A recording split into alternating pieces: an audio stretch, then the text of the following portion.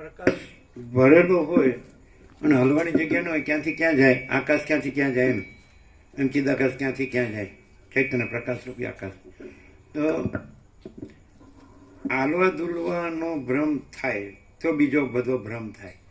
પછી તો ક્યાંથી ક્યાં જાય, ભરેલું જ છે, એટલે એમાં હાલવા દુલવાનો ભ્રમ સંભવતો જ નથી, એટલે બીજો ભ્રમે સંભવતો જ નથી. પહેલાં હાલવા દુલવાના ભ્રમ, પછી દ્રષ્ટાદર્શન બધું ગમે તે જે કાંઈ કહેતો હોય, અહમ જગત કે જે જીવ જગત જે કહેતા હોય, સમષ્ટિ વ્યષ્ટિ કહેતા હોય કે કારણ સૂક્ષ્મ સ્થૂળ કહેતા હોય કે મહાકાશ ચિત્તાકાશ ભૂતાકાશ કહેતા હોય, પણ એ બધું કહેવાની જરૂર ન હોય ને શું કહેવાનું? કારણ કે ભરેલું છે એ ક્યાંથી ક્યાં આવે, ક્યાંથી આવે ને ક્યાં જાય, સમજાય? એને હાલવાની જગ્યા ક્યાં છે? ક્યાં પોતે નથી, ક્યાંથી ક્યાં ટસથી મસ્ત થાય. એટલે એને એવું કીધું કે સ્થિર જ છે.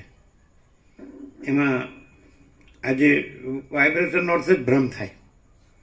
એટલે એ પોતે ભરેલું છે, સ્થિર છે, એટલે ક્યાંથી ક્યાં હાલે, ક્યાંથી ક્યાં આવે ને ક્યાંથી ક્યાં. એટલે વાઇબ્રેશન કે ભ્રમ એ શબ્દ જ ખોટો છે. ખ્યાલ? સ્થિર છે એ નિશ્ચલ પણ કીધું છે, ઇમ્યુટેબલ ને બધું કીધું. એ શબ્દો નથી પણ છે. તો જે માણસ છે ને એ જેટલો શાંત રહે ને જેટલો સ્થિર રહે, સમજે, ચંચળતા ભ્રાંતિ ન રાખે, તો પછી એ તો છે જ. પછી જે ચંચળતા ભ્રાંતિ છે એ જ માણસ છે, અને ચંચળતા ભ્રાંતિ નથી એ જ અનંત શુદ્ધ ચિદાકાશ છે. સમજાય કે નહીં? એટલે એવું. એટલે પછી ત્યાં હું શબ્દ લાવીએ એટલે તો કન્ફ્યુઝન થાય. સમજે? અનંત શુદ્ધ ચિદાકાશ કહે તો અનંત શુદ્ધ ચિદાકાશ, અનંત શુદ્ધ ચિદાકાશ છે. પછી એ શબ્દો નથી, વિચારવાની શબ્દ જ નથી, એ માણસથી છે. અનંત શુદ્ધ ચિદાકાશ જ અનંત શુદ્ધ ચિદાકાશ છે, એ માણસથી છે. એટલે ચંચળતા ભ્રાંતિથી જ છે.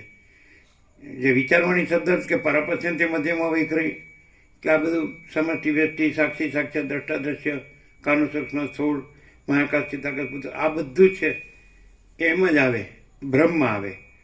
અને એમાં કાંઈ પછી સોચના કે ના સુનના નહીં હે, યાદ રખના ભૂલના નહીં હે, તો એ કઈ બોલે પરમ નિર્મળતા, પરમ શીતળતા એવું કહી શકાય. એ પરમ સત્ય, પરમ ચૈતન્ય, પરમ પ્રકાશ, પરમ આનંદ, પરમ શાંતિ, એ બધું. પણ એ બોલો ત્યાં સુધી બ્રહ્મ જ છો. અને બોલનારો નથી ને બોલવાનું નથી ને સાંભળવાનું, વિચારવાનું, જાણવાનું, અનુભવવાનું નથી, પણ શૂન્યતા નથી. એની એક જ ક્રાઇટેરિયા, મૂળ મુખ્ય લક્ષણ છે પરમ શાંતિ. બીજું કોઈ એનું ક્રાઇટેરિયા નહીં, બીજા શબ્દો જ છે. જેમ જેમ કે સાઉન્ડ સ્લીપ છે એટલે જ એને સુસુપ્તિનું લક્ષણ દ્રષ્ટાંત આપીએ છીએ, જીવન મુક્ત તત્વવેદને. એટલે અને પરબ્રહ્મને પણ એમ જ કીધું કે શાંત પરબ્રહ્મ હંમેશા આવે, શાંત પરબ્રહ્મ એમ છે ને. એમાં આ બધું છે જ નહીં. જન્મ જરા મૃત્યુ એનાથી રહિત, એમ આકાશથી રહિત, એનાથી મોટું અનંત નિરાકાર પરબ્રહ્મ આકાશ. એ બસ. એટલે જેટલો માણસ છે એ મિથ્યા, ખોટી, કાંઈ નકામી, લેવા દેવા વગરની, બિનજરૂરી ચંચળતા ભ્રાંતિ ન રાખે એટલે એ જ છે, પરમ શાંતિ જ છે. એ જો હૈ સો હૈ છે ને. એટલે એવું લાગે કે આ સમજાય છે પણ સારું રહેવાતું નથી, એવું થાય નહીં? જીતું બ્રો કરે છે પણ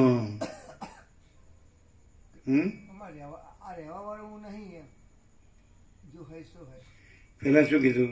રહેવાથી ખબર પડે અને પછી રહેવા વાળો હું નથી. એટલે પ્રકાશ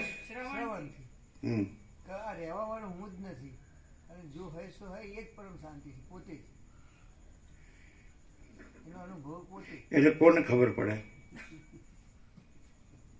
પ્રકાશમાં બીજો કોઈ છે? એટલે જેને ખબર પડે ને ખબર ન પડે એવું બીજું કોઈ કે કાંઈ છે, કે કાંઈ થાય છે, એ જ ભ્રમ. અને એ નથી જ, અને બ્રહ્મ છે જ, અને પરમ શાંતિ છે જ, અને એ સહજ છે. પછી વિશેષણોની, પર્યાયોની જરૂર નથી. પછી સ્વયં સહજ ને સર્વત્ર સદા ને બધી જરૂર નથી લાંબુ લાંબુ. પણ સગુણ બ્રહ્મ છે, સ્વયં બ્રહ્મ છે, કેવળ બ્રહ્મ છે, પણ એ શબ્દ નથી, એ સમજ નથી. જ્ઞાતા જ્ઞાન જ્ઞેય નથી, અનુભવી અનુભવ અનુભવ્ય નથી, દ્રષ્ટા દર્શન દ્રશ્ય નથી, ધ્યાતા ધ્યાન ધ્યેય નથી. એ પૂજક પૂજા પૂજ્ય દેવ નથી, ઉપાસક ઉપાસના ઉપાસ્ય દેવ નથી, ઉપદેશક ઉપદેશ ઉપદેશ્ય નથી. પછી તો ઘણું નથી નથી નથી, એ કાંઈ નથી, ઘણું બણું કંઈ નહીં. અને જો હશે એટલે ભરેલું જ છે. અને ક્યાં નથી, કોઈ જગ્યા ખાલી નથી, રજે બીજી જગ્યા નથી, રજે બીજી વસ્તુ નથી. તો હલે કેવી રીતે? હલવા માટે જગ્યા જો પોતે જ હોય આખું એકલું છે ને, સ્વયં વાંચીદાકાશ આખું એકલું પ્રકાશે છે. એટલે પ્રકાશ શબ્દાન્વિત થવામાં તો કાંઈ બાકી નથી, સમજે. છેલ્લો શબ્દ હોય તો એટલો જ આવે, એ પરમ ચિદાકાશ પરમ પ્રકાશ શબ્દાન્વિત થાય તો અમે પોતે જ પરમ ચિદાકાશ પરમ જ્યોતિ અખંડ જ્યોતિ છીએ, એટલો જ થાય. પણ એ ક્યાં થાય કે જ્યાં બીજું કાંઈ ન હોય, આ દેખાતું હોય એના સાપેક્ષ, આ દેખાતું હોય, આ ભ્રમ દેખાતો હોય એના સાપેક્ષે ક્યાં થાય કે જ્યાં કાંઈ ભ્રમ, કોઈ ભ્રમ કાંઈ ન હોય તો ત્યાં પછી એ પ્રકાશ છે એનો એ પ્રગટ થાય કે અમે પોતે જ પરમ ચિદાકાશ પરમ જ્યોતિ અખંડ જ્યોતિ છીએ. એ જે કાંઈ નથી દેખાતું હોય એ નહીં, પણ એ જે પોતે જ છે એ પ્રકાશ પોતે જ. તો એ છેલ્લું એનું ધારો કે સમજાય છે ને, શબ્દાન્વિત થવું કે પ્રગટ રૂપ થવું, તો એ સાપેક્ષતા એનામાં નથી, એ તો અનંતપૂર્ણ નિરપેક્ષ સતત છે, આના સાપેક્ષ નથી. પણ આ કાંઈ ન હોય ત્યાં પ્રકાશે છે કે અમે પોતે જ પરમ ચિદાકાશ પરમ જ્યોતિ અખંડ જ્યોતિ છે. ત્યાં પૂર્ણ વિરામ આવી ગયો. પછી એ તો છે નહીં, એટલે જન્મ મરણ નથી, એટલે સંસાર આવાગમનના ફેરાણ પછી એની બધી જે બધી ઝંઝાળ ભ્રાંતિ એ કાંઈ નથી. એટલે પછી એ શાશ્વત શાંતિ જ છે, એટલે નિત્ય સત્ય કહેવાય, જે કહેવાય પરમ શાંતિ કહેવાય. પણ એ શબ્દો નથી, શબ્દો હોય ત્યાં ભ્રમ છે અને પ્રકાશ હોય ત્યાં પરમ શાંતિ છે.